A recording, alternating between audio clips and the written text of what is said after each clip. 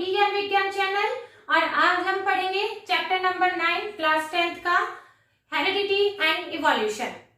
तो सबसे पहले देखिए, वीडियो स्टार्ट करने से पहले यदि आपको मेरे वीडियोस पसंद आ रहे हैं तो प्लीज लाइक कीजिए, शेयर कीजिए अपने फ्रेंड्स के बीच में एंड सब्सक्राइब जरूर कीजिए। ओके, अब हम आगे चलते हैं। देखिए, सबसे पहले हमें देखना है इवोल्यूशन। बच्चों, हमने इसके फर्स्ट पार्ट में पढ़ा था हेरिडिटी। हेरिडिटी में आपने देखा था कि जो भी ऑर्गेनिज्म सेक्सुअल रिप्रोडक्शन करते हैं उनमें उनके जब जायगोट का फॉर्मेशन होता है मेल गैमेट से और फीमेल गैमेट से, तो जायगोट का फॉर्मेशन होता है। जायगोट का फॉर्मेशन जब होता है तो सेक्सुअल रिप्रोडक्शन में जो नई स्पीसीज, नई जनरेशन आती है, ऑफस्प्रिंग आती है, उसमें थोड़े से वेरिएशंस होते हैं। यही वेरिएशंस जब लॉन्ग टाइम तक अक्यूमुलेट करते जाते हैं तो क्या होता है बच्चों? इवोल्यूशन होता है। क्या होता है? इवोल्यूशन होता है। तो यही हमको टॉपिक पढ़ना है कि व्हाट इज इवोल्यूशन। ठीक है, डेफिनेशन देखते हैं सबसे पहले। It is the gradual sequences of changes that took place over years and led to development of entirely new species. क्या कह रहे हैं बच्चों? ये कोई एक अचानक से ऐसा नहीं हो गया है कि हम कभी एपीज थे, बंदर थे या आज हम ह्यूमन बीइंग हो गए हैं। अचानक से ऐसे नहीं हुआ है ना, ये बहुत ही हजारों सालों में जाकर ऐसा हुआ है और बहुत ग्रेजुअली सीक्वेंस से जो चेंजेस आते गए हैं वो ग्रेजुअली आते हुए हैं। धीरे धीरे धीरे धीरे एक जनरेशन से दूसरी जनरेशन हजारों साल लग जाते हैं और उन हजारों सालों के बाद एक नई स्पीसीज आती है। उस प्रोसेस को हम क्या कह रहे हैं? इवोल्यूशन।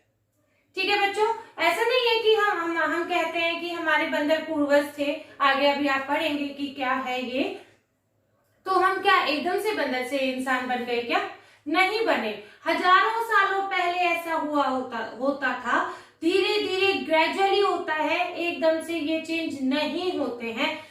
बहुत धीरे जो आपको नहीं दिखाई देता है। आप अपनी लाइफ में, पूरी लाइफ में ये देख लेंगे तो आपको नहीं दिखाई देगा, बहुत टाइम लगता है।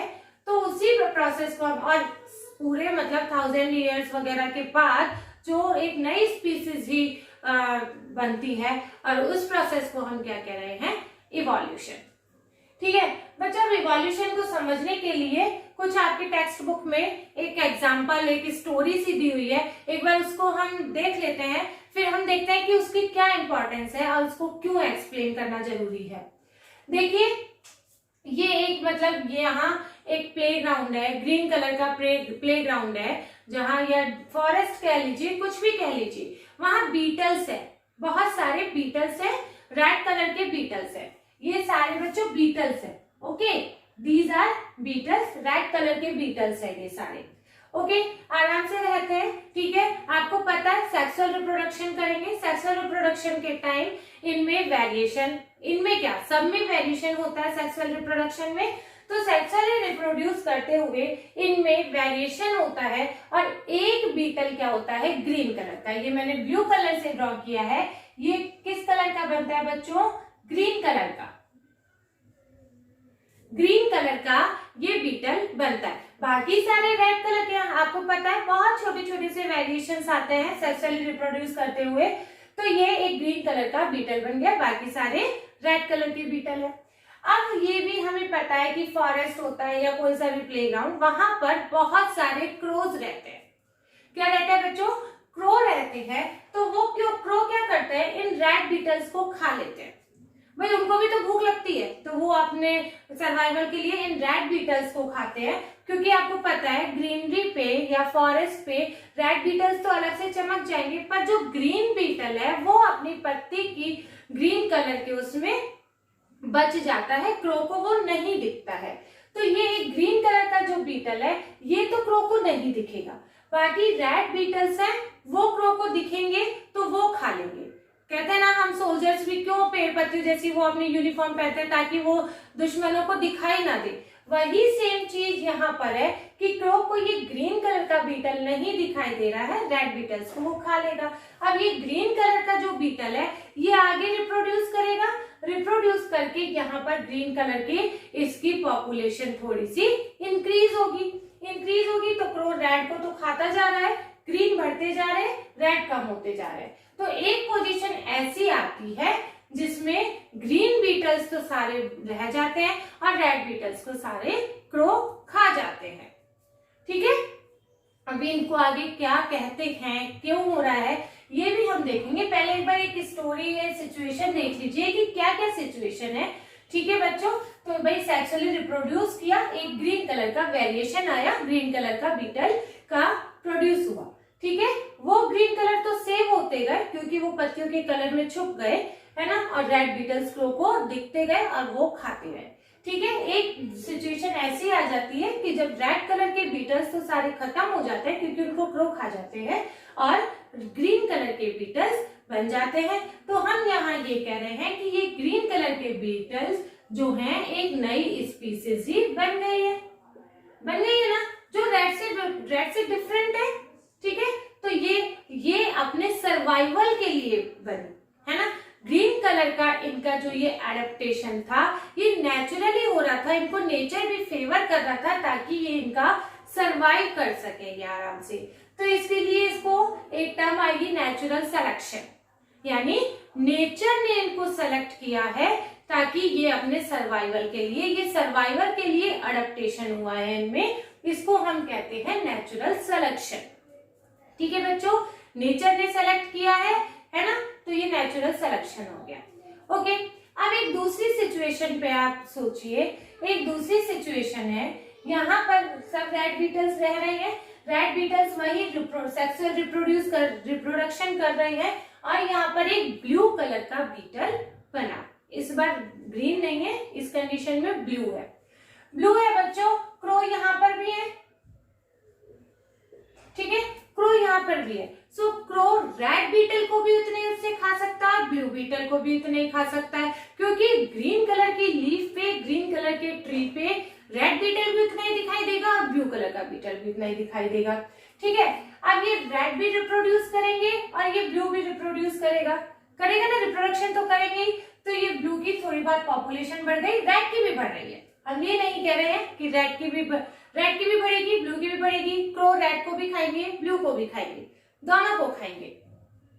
अब एक ऐसी कंडीशन सोचिए कि ठीक है, ये प्लेग्राउंड पे आराम से ये बीटल्स सब रिप्रोड्यूस कर रहे हैं, अपनी पॉपुलेशन को इंक्रीज कर रहे हैं। एकदम से एक एलिफेंट आ जाता है। क्या आ जाता है बच्चों? एलिफेंट आ जाता है और वो अपना पैर रखते जाता है। ठीक है, वो पैर रखता है इनकी पॉपुलेशन पे, है ना।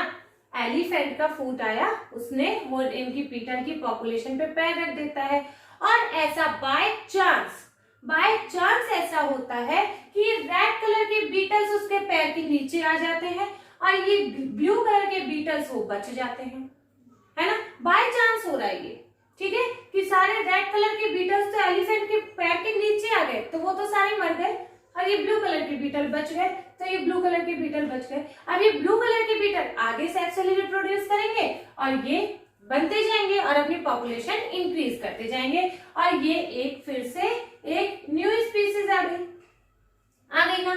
पर बच्चों ये कैसे आई? ये कोई नेचर ने नहीं किया है, नेचुरली एडेप्टेशन नहीं हुआ है इनका, नेचर ने सेलेक्ट नहीं किया है, क्योंकि ब्लू को भी क्रो उतने उससे खा सकते थे। ठीक है, तो ये एक मतलब इसे हम कहते हैं जेनेटिक ड्रिफ्ट। क्या कहते हैं इसे? जेनेटिक ड्रिफ्ट कहते हैं। उसमें क्या होता है, एक एक्सीडेंट, ये एक्सीडेंट हो गया है ना, एक एक्सीडेंट हो गया है, तो ये यही कहा जा रहा है एक्सीडेंटल सर्वाइवल हुआ है किसका? ब्लू बीटल का। ठीक है, ये बाय चांस होता है। ठीक है, ये बाय चांस होता है, इसे कहते हैं जेनेटिक ड्रिफ्ट कहते हैं। अब एक और सिचुएशन पे हम सोच लेते हैं। देखिए, एक और सिचुएशन ये है कि ये आराम से रह रहे हैं, अपनी पॉपुलेशन इंक्रीज कर रहे हैं, यहाँ पर भी पॉपुलेशन इंक्रीज करते जाएंगे, रिप्रोड्यूस तो करेंगे ही करेंगे, है ना, पॉपुलेशन इंक्रीज करेंगे। अब एक सिचुएशन ऐसी आ जाती है कि वहां पर मतलब पेड़ पौधों को न्यूट्रिशंस नहीं मिलते हैं, तो मतलब आप कह लीजिए सूखा पड़ गया है, कुछ भी कह सकते हैं आप, तो वो पेड़ पौधे जो प्लांट्स होते हैं वो इतने न्यूट्रिटिव नहीं मिल रह गए हैं, तो इनको इतना खाना नहीं मिल पा रहा है। क्या नहीं हो रहा है? इनको अपना फूड नहीं मिल पा रहा है। हम कहते हैं ना, हम अच्छा खाएंगे तभी तो हम अच्छे दिखेंगे, मतलब हेल्दी दिखेंगे। तो इनको जब अच्छा खाना मिल ही नहीं रहा है तो ये इतना हेल्दी कैसे दिखेंगे? इसलिए ये यहाँ पर इनका वेट बहुत कम हो जाता है। क्या हो जाता है? वेट कम हो जाता है, इनका वेट लूज हो जाता है बहुत ज्यादा। ठीक है, जो नई स्पीसीज आएगी वो एक मतलब कैसी आएगी? जिनका वेट बहुत कम होगा, रिप्रोड्यूस करेंगे, वो उनको खाना पीना नहीं मिल रहा है, खाने पीने की बहुत कमी है, पर उनका वेट कम हो रहा है। नेक्स्ट जनरेशन में भी वेट कम हो रहा है क्योंकि वहां पर अभी भी सूखा हुआ है।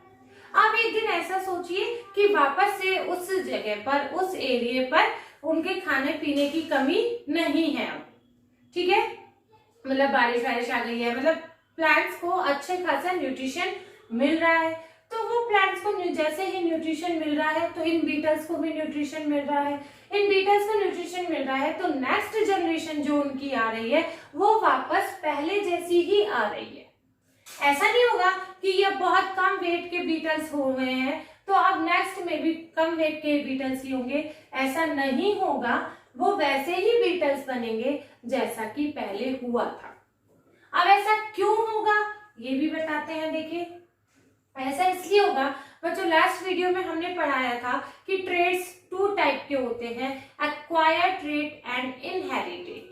एक्वायर्ड ट्रेट में तो वो होते हैं जो हम अपने लाइफ टाइम में गेन करते हैं।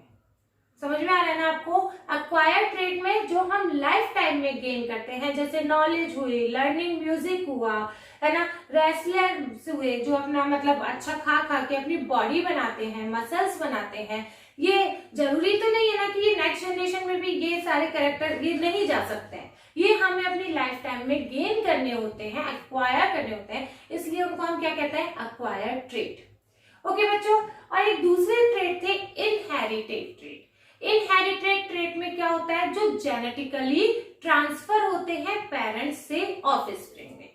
ठीक है, जो यानी जीन्स में होते हैं, पेरेंट्स से अपने ऑफस्प्रिंग में आते हैं। जैसे हमने पढ़ा था आई बॉल का colour, ear lobe, hair colour, ये सब जेनेटिकली होते हैं। ओके, तो यहाँ पर क्या सिचुएशन दिखा रहे हैं ये लोग कि यदि ये जीन्स में चेंज होता, यदि इनके जीन्स में चेंज हो जाता, यहां से यहां रिप्रोड्यूस करने पर इनके जीन्स में चेंज हो जाता, तो चाहे फिर इनको कितना ही न्यूट्रिटिव फूड मिल जाता तो भी जनरेशन ऐसी ही होती जिनका वेट कम होता। पर यहाँ ऐसा नहीं हो रहा है। समझ में आ रहा है बच्चों कि यहाँ पर ऐसा नहीं हो रहा है। इनको जैसे ही फूड, न्यूट्रिटिव फूड मिल गया, ये वापस पहले जैसे हो गए।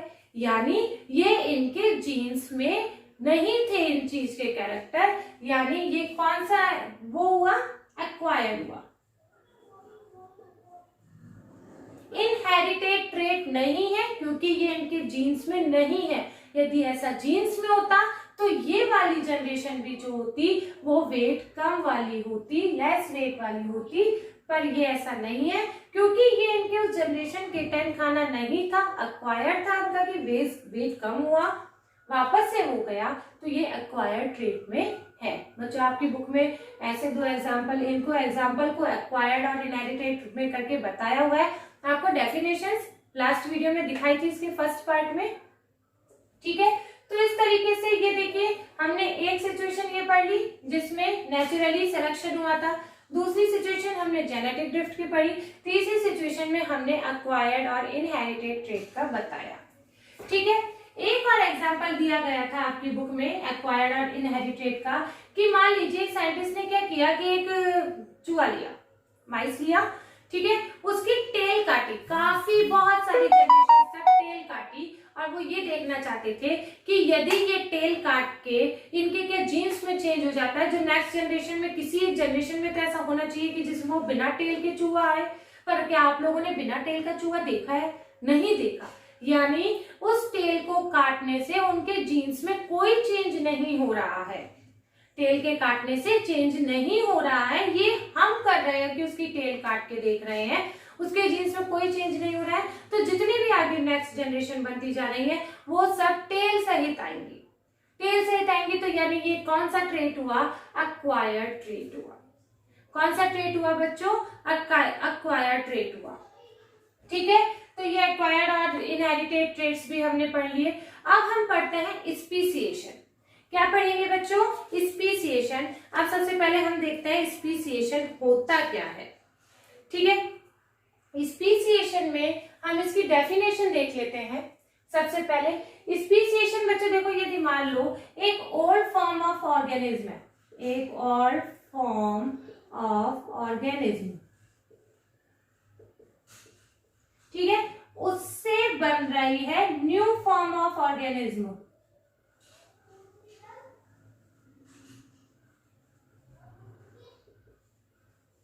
क्या बन रहा है बच्चों? उससे न्यू फॉर्म ऑफ ऑर्गेनिज्म। और ये कैसे हो रहा है?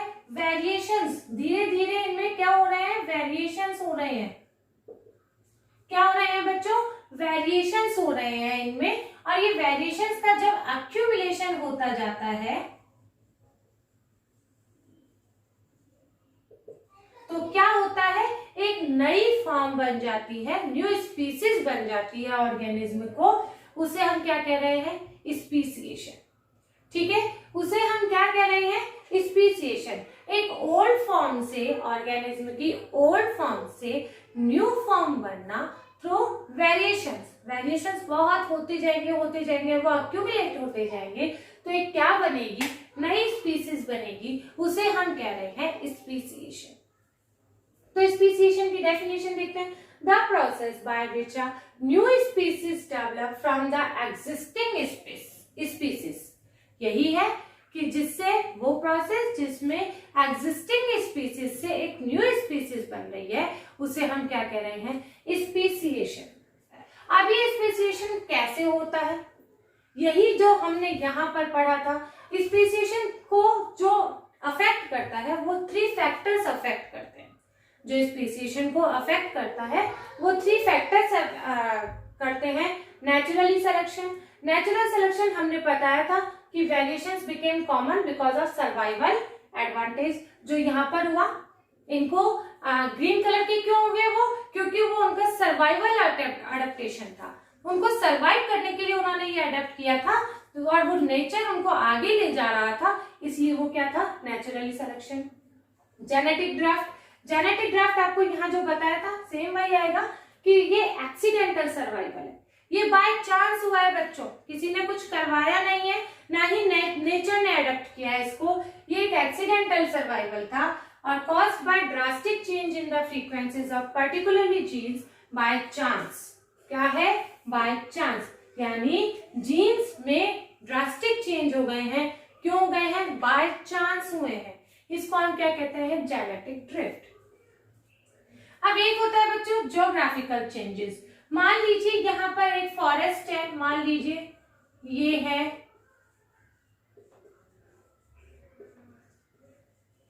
ये फॉरेस्ट है, एक ही स्पीसीज की पॉपुलेशन यहाँ रहती थी। फॉरेस्ट है, बीच में से माउंटेन रेंज में से यहाँ से एक रिवर आने लग गई, या कुछ भी कह लीजिए अर्थक्वेक आ गया, जिससे ये दो बिल्कुल अलग अलग लैंड पार्ट में बट गए, है ना। अब यहाँ पर जो बीटल्स बने, बीटल्स का एग्जांपल ले लीजिए, कोई सी भी स्पीसीज ले लीजिए, यहाँ पर बने और यहाँ पर। अब ये देखिए बच्चों, ऐसा तो होगा नहीं कि ये यहाँ से यहाँ जाते रहेंगे, ये यहाँ से यहाँ अभी नहीं जा सकते हैं, तो ये यहीं पर ही रहते थे, खाते थे और रिप्रोड्यूस करके अपनी पॉपुलेशन बढ़ाते थे। ठीक है, तो ये पॉपुलेशन बढ़ाते गए और एक धीरे धीरे एक बिल्कुल और नए बेबीज बनते जाएंगे और नई जनरेशन आती जाएगी, नए बेबीज बनेंगे। इसी तरीके से ये भी नई जनरेशन वही सेम होगी इसकी, मतलब वेरिएशन आएंगे। आपको पता है सेक्सुअली रिप्रोड्यूस करते हुए वेरिएशंस आएंगे और वेरिएशन आते आते ये बिल्कुल एक अलग स्पीसीज बन जाएगी। एक टाइम के बाद, बहुत सालों के बाद ये एक न्यू स्पीसीज बन जाएगी और यहाँ पर भी क्या होगा, ये एक न्यू स्पीसीज बन जाएगी, है ना। क्योंकि वेरिएशंस होते गए, एग्जिस्टिंग तो सर्वाइव करेगी, ठीक है, वहां के बाद एक नई स्पीसीज भी बन जाएगी। ये दोनों स्पीसीज बिल्कुल अलग होंगी, है ना, जो कि रिप्रोड्यूस नहीं करेंगी। तो यही ये कहा जा रहा है, ये हो गया geographical changes caused by various type of barriers such as mountain ranges, river, earthquake, etc. Okay बच्चों, तो ये हमने पढ़ा स्पीसिएशन एंड इवोल्यूशन के बारे में। अब मोर अबाउट इवोल्यूशन मतलब कुछ बारे में देखिए, it should not be equated with progress. Evolution बच्चों हम यही कह रहे हैं कि ये धीरे धीरे ग्रेजुअली चेंज होता जाता है, वेरिएशंस ग्रेजुअली आते हैं और बहुत टाइम बाद एक नई स्पीसीज आ जाती है ना। तो ये कह रहे हैं ऐसा नहीं है, मतलब नई स्पीसीज आ गई तो हमको ये नहीं मानना चाहिए कि पुरानी स्पीसीज अच्छी नहीं थी और ये नई स्पीसीज बेटर है इसलिए ये नई स्पीसीज सरवाइव कर पाई और ये अपने आप को नेचर में ले आए, है ना। ऐसा नहीं है, बिल्कुल भी ऐसा नहीं है ऐसा कि भाई नई स्पीसीज पहले वाली से बेटर है। इवोल्यूशन का प्रोसेस में एक प्रोग्रेस होती है, नहीं, इवोल्यूशन के प्रोसेस में बस ऐसा है कि एक नई स्पीसीज का आ जाती है पर पुरानी स्पीसीज भी सरवाइव करती है ना। यदि मान लीजिए हम ये कहें कि मतलब ये कि सिंप्लिसिटी, इसमें आप ये जरूर कह सकते हैं कि सिंप्लिसिटी कॉम्प्लेक्स हो गए हैं, पहले बहुत सिंपल थे। एक आपको पता है यूनिसेल्युलर ऑर्गेनिज्म से हमारा लाइफ शुरुआत हुई थी, धीरे धीरे कॉम्प्लेक्शन बढ़ता गया और आज हम देखिए ह्यूमन बीइंग भी आपके सामने खड़े, ठीक है। तो यही ये कहा जा रहा है, कॉम्प्लेक्सिटी आ गई है, सिंप्लिसिटी से कॉम्प्लेक्सिटी आ गई है, पर आप ये नहीं कह सकते हैं कि प्रोग्रेस हुई है। मैं एग्जांपल बताऊं आपको, देखिए बैक्टीरिया आपको पता है बहुत ही सिंपल ऑर्गेनिज्म है और वो एक्सट्रीम कंडीशंस में भी अपने को आपको सरवाइव कर सकता है, चाहे वो बहुत ही हॉट एरिया हो, चाहे बहुत ही मतलब जहां फ्रीज हो जाते हैं वहां पर भी वो रह सकता है। क्या ह्यूमन बीइंग रह सकते हैं? क्या हम रह सकते हैं? यदि आप ये माने कि भाई वहां से भाई हजारों सालों के बाद जो हमारा इवोल्यूशन हुआ है, हम तो यानी काफी प्रोग्रेस होने चाहिए थे ना, तो उन्हें एक्सट्रीम कंडीशन में भी रह जाने चाहिए थे, हम नहीं रह सकते हैं। तो ये प्रोग्रेस नहीं है, ये एक प्रोसेस है जिसमें मतलब एक नई स्पीसीज भी बन गई है और पुरानी स्पीसीज भी है। ये नहीं कह सकते हैं कि नई स्पीसीज बेटर है पुरानी से, ठीक है। तो ये यही कहा जा रहा है और ये एक बार में नहीं होता है, इवोल्यूशन एक स्टेप में नहीं होता है, अकर इन द स्टेजेस, ठीक है। स्टेजेस में होता है, बहुत स्टेजेस होती हैं, तब जाके एक नई स्पीसीज बनती है। अब बच्चों इवोल्यूशन हुआ है, उसके लिए हमें कैसे पता चलेगा कि इवोल्यूशन हुआ है? इसके लिए हमें एविडेंसेस चाहिए जिससे हमें पता लगे कि हाँ यहाँ पर इवोल्यूशन मतलब धीरे धीरे हमारे नेचर में इवोल्यूशन होता जा रहा है। तो देखिए कुछ एविडेंसेस जो जिनसे हमें पता चला, फॉसिल्स। बच्चों आप फॉसिल्स के बारे में पढ़ते आ रहे हो कि क्या होता है, कुछ एनिमल्स होते हैं वो मर जाते हैं, डेड हो जाते हैं, कुछ तो देखिए डिकम्पोज हो जाते हैं, कुछ डिकम्पोज होने से रह जाते हैं। तो वो क्या होता है, जैसे सी बेड में भी जाते हैं और नीचे जम जाते हैं और फिर रॉक के बनने का फॉर्मेशन होता जाता है। इसी तरीके से धीरे धीरे वो उनके इंप्रेशंस रह जाते हैं, जो हमें आज मिलते हैं उससे हमें पता चलता है कि हाँ तब ऐसा हुआ करता था, ऐसे भी लाइफ एग्जिस्ट हुई होगी। जैसे कोई मच्छर हुआ, जैसे कोई भी बैक्टीरिया हुआ, तो किसी मड में वो मर गया है, अब वो मड हार्ड हो गई है तो उसमें उसका इंप्रेशन रह गया है, तो उसका वो फॉसिल बन जाता है। तो यही है ये fossil, the dead remain of the plants and animals that got buried under the earth, ठीक है। अर्थ के अंदर dead remains of the plant and the animals जो कि बरीड हो गए हैं अर्थ में, उनको हम क्या कह रहे हैं, फॉसिल्स हो रहे हैं। बच्चों जब हम अर्थ की खुदाई करते हैं तो जो फॉसिल यदि ऊपर मिल रहा है, सरफेस के जितने पास मिल रहा है, तो वो उसको ऐसे अंदाजा लगाया जाता है कि ये तो अभी रिसेंटली है, और जो नीचे नीचे होता जाता है ये ऐसा लगाया जाता है कि ये बहुत पहले का फॉसिल्स है, यानी बहुत पहले वाली स्टेजेस में ये होता है। सेकेंड एविडेंस है होमोलोगस ऑर्गन। देखो बच्चों होमोलोगस ऑर्गन क्या होता है, ऐसे ऑर्गन जिनकी स्ट्रक्चर सेम होती है पर फंक्शन डिफरेंट होता है। क्या होती है, स्ट्रक्चर सेम होती है पर फंक्शन डिफरेंट होता है। जैसे four limb of example, four limb of frog के फोर लिम्ब क्या करते हैं, हॉप करते हैं, है ना, और काउ के चलते हैं, और मैन के हमारे तो देखिए फोर लिम्ब हैंड्स हो गए हैं, है ना। तो इन सबके फंक्शंस अलग अलग हैं, तो यही होता है होमोलोगस ऑर्गन्स। थर्ड है एनालॉगस ऑर्गन। एनालॉगस ऑर्गन्स वो हैं जिनकी डिफरेंट स्ट्रक्चर है बट सेम फंक्शन। क्या है, organs that have different structure but have same functions are called analogous organs. Analogous organs के एग्जांपल क्या है, जैसे wings of bat and birds। देखो बच्चों आप ये कह सकते हो बैट के जो विंग्स होते हैं उनके देखिए ये जो पॉज होते हैं उनमें इससे बीच में स्किन के फोल्ड से बने होते हैं, उनकी स्ट्रक्चर डिफरेंट होती है। और ये बर्ड्स के विंग्स अलग ही होते हैं, पर दोनों का फंक्शन क्या है, सेम है।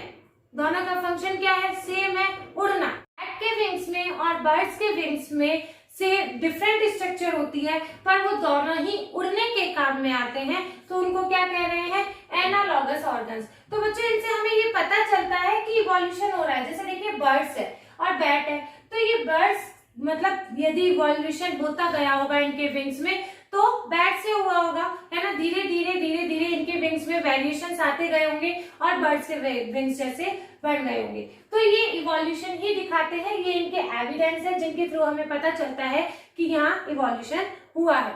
अब हम एक पढ़ेंगे इवोल्यूशन बाय स्टेजेस। हमने आपको बताया इवोल्यूशन एक स्टेप में ही नहीं होता है, वेरियस स्टेजेस होती है। ऐसा नहीं है कि डायरेक्ट सिंपल से कॉम्प्लेक्स होते गए, एक बार में ही हो गए। धीरे धीरे इनमें वेरिएशन होता गया। जैसे प्लेनेरिया की रूडिमेंट्री आईज थी बच्चों, उसका कोई फंक्शन नहीं था, पर वो धीरे धीरे आई, फिर धीरे धीरे डेवलप होती गई, ऑक्टोपस में भी आई, और आज हमारी देखिए आई कितनी कॉम्प्लेक्स है ना, कितनी कॉम्प्लेक्स है। तो ये मतलब ऐसा नहीं है कि कहीं किसी के भी कुछ भी काम की नहीं थी, ठीक है। प्लेनेरिया में ज्यादा वो फंक्शन नहीं करती थी, इंसेक्ट था, इंसेक्ट की आई, फिर ऑक्टोपस की आई, धीरे धीरे, और आज हमारा देखिए हमारी आई के बिना तो हम रह ही नहीं सकते हैं। तो ये धीरे ऐसे कुछ इवोल्यूशंस है ना, जो स्टेजेस के थ्रू होते हैं। किसके थ्रू होते हैं, स्टेजेस के थ्रू होते हैं। अब क्या होता है बच्चों, देखिए कई बार ऐसा भी होता है कि जब वो किसी बहुत पहले की स्पीसीज में उस चीज का फंक्शन अलग था और धीरे धीरे जब वो इवॉल्व होते गए तो उनका फंक्शन अलग ही होता गया। जैसे फेदर्स है, फेदर्स हुए, डायनासोर के फेदर्स थे बच्चों, वो रेप्टाइल थे, है ना। डायनासोर रेप्टाइल ग्रुप में आते हैं, और बर्ड्स किस में आते हैं, बर्ड्स का अलग ही ग्रुप होता है। धीरे धीरे इवॉल्व होता है ना, ये इनवर्टिब्रेट बने, फिर क्या बना, अपने ये फिशेस बने, एम्फीबियंस बने, फिर रेप्टाइल्स बने, फिर बर्ड्स बने, फिर मैमल्स बने। यही इवोल्यूशन का सीक्वेंस है ना, कि इसी सीक्वेंस में हम इवॉल्व होते गए हैं। तो फेदर्स जो थे वो डायनासोर में उड़ने, फेदर्स डायनासोर में भी होते थे पर वो उड़ नहीं सकते थे। वो फेदर्स किस लिए काम में आते थे, उनके कि वो अपनी बॉडी को वार्म रख सके, अपने नेचर के एनवायरनमेंट के थ्रू अपनी बॉडी का टेम्परेचर मेंटेन कर सके, है ना। और बर्ड्स में वो फेदर्स किस काम आए, उड़ने के काम भी आए और बॉडी को वार्म करने के भी काम में आए। तो पहले कोई स्ट्रक्चर जो थी, जो पहले पार्ट ऑर्गन था, उसका फंक्शन अलग था, और इवोल्यूशन होते होते उनके फंक्शन भी चेंज होते गए। देखिए ये सब तो था नेचुरली सेलेक्टेड था, जो बर्ड्स में हुआ, रेप्टाइल से बर्ड्स में हुआ, इवोल्यूशन हुआ, ये सब नेचर से इनको एडेप्टेशन मिलते गए और ये डेवलप होते गए और इवॉल्व होते गए। अब हमें कैसे पता चलेगा कि भाई ऐसे भी हो सकता है, तो ह्यूमन, आपको पता है ह्यूमन का नेचर क्या है, एक्सपेरिमेंट्स करते रहते हैं। तो एक एग्जांपल उन्होंने जो आर्टिफिशियली सेलेक्ट करके लिया, जिससे हमें ये पता चलता है कि देखिए एंसेस्टर्स तो एक ही होते हैं और उनसे कितनी तरह के अलग अलग तरीके से ब्रीड करने पर कितनी तरह की हमें वैरायटीज मिल जाती है। तो देखिए सबसे पहले ये जो वाइल्ड कैबेज है, एक हमें आपको पता है फूड प्लांट है, इसको अलग अलग फार्मर्स ने अलग अलग तरीके से ब्रीड किया, जिस तरीके से वो चाहते थे, यानी अडेप्ट करना चाहते थे, उसी तरीके से उनको उन्हें ब्रीड किया और कैबेज की अलग अलग वैरायटी बना दी। देखिए ये आपको नेम याद करने पड़ेंगे। तो देखिए वाइल्ड कैबेज से यदि शॉर्ट डिस्टेंस वाली, मतलब लीव्स के बीच में शॉर्ट कम डिस्टेंस वाली चाहिए तो वो कैबेज मिल जाएगी जो हम खाते हैं। यदि फ्लावर डेवलपमेंट करवाना है तो ब्रोकली मिल जाएगी, और स्टेराइल फ्लावर यदि हमें चाहिए तो कॉलीफ्लावर मिल जाएगा, और कोलरबी चाहिए तो सोलन पार्ट, यदि सोलन पार्ट चाहिए हमें तो कोलरबी मिलेगा, और यदि लार्ज लीव्स वाला चाहिए हमें तो केल मिलेगा। इस तरीके से एक ही कैबेज से हमने अलग अलग तरीके से उनको ब्रीड कराया और हमें जिस तरीके की चीज चाहिए थी हमें वो मिली। हमने कैसे हुआ, ये आर्टिफिशियली सिलेक्शन करके हुआ। ठीक है बच्चों, तो पर क्या है, इन सबका एंसेस्टर क्या है, एक ही है ना। एंसेस्टर सबके एक ही है। ऐसा नहीं है कि हम चिंपैंजी से इवॉल्व हुए हैं, चिंपैंजी और हमारे एंसेस्टर्स एक थे, जिनसे कुछ ने कुछ एडेप्टेशन लिया और कुछ ने कुछ एडेप्टेशन लेते लेते हम इवॉल्व हो गए। लास्ट टॉपिक हमारा जो बच्चों इस टॉपिक का बचता है, इस लेसन का बचता है, वो है ह्यूमन इवोल्यूशन। ह्यूमन इवोल्यूशन में क्या आता है बच्चों, ह्यूमन इवोल्यूशन कैसे पता लगे हमें कि इवोल्यूशन कैसे हुआ है, उसके लिए हमें कुछ टूल्स जैसे कि देखिए एक्सकेवेटिंग, कार्बन डेटिंग, फॉसिल्स की स्टडी करना, डिटरमाइनिंग डीएनए सीक्वेंसेस, इन सब टूल्स से हमें पता चला कि ह्यूमन का इवोल्यूशन कैसे हुआ। ह्यूमन का इवोल्यूशन आपको पता है बच्चों, अफ्रीका में, अमेरिका में, यूएसए, इंडिया में रहने वाले जो हम सारे ह्यूमन बींग्स है, क्या उनकी स्पीसीज एक ही है या अलग अलग है?